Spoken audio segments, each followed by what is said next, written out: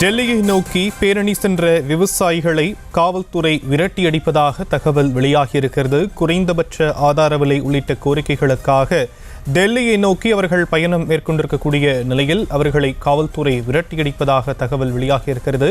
கண்ணீர் புகைக்குண்டுகளை வீசி காவல்துறை அவர்களை கலைப்பதாக தகவல் வெளியாகியிருக்கக்கூடிய நிலையில் விவரங்களை முடிய செய்தியாளர் மதியழகன் வழங்க நாம் கேட்கலாம். மதியழகன், விரிவான விவரங்கள்.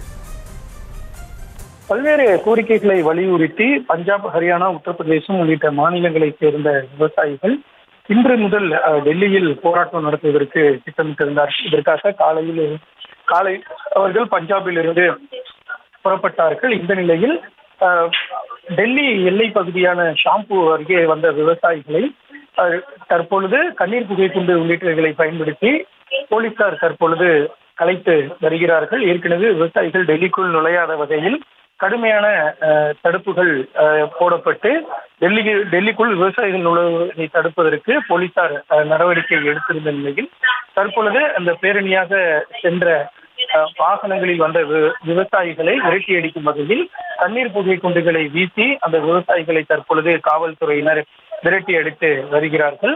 அதாவது 2020-21 ஆண்டுகளில் நடைபெற்ற அந்த போராட்டம் போல் அதே போல விவசாயிகள் மீண்டும் டெல்லிக்குள் நுழைவதை தடுக்கும் வகையிலும், அதே போல ஒரு போராட்டம் நடைபெறுவதை தடுக்கும் வகையிலும், விவசாயிகள் முற்றிலுமாக டெல்லிக்குள் நுழைவதை தடுக்கும் வகையிலும் பல்வேறு நடவடிக்கைகள் எடுக்கப்பட்டிருந்தன. அந்த வகையில் தான் தற்பொழுது ஹரியானா அந்த பகுதியிலிருந்து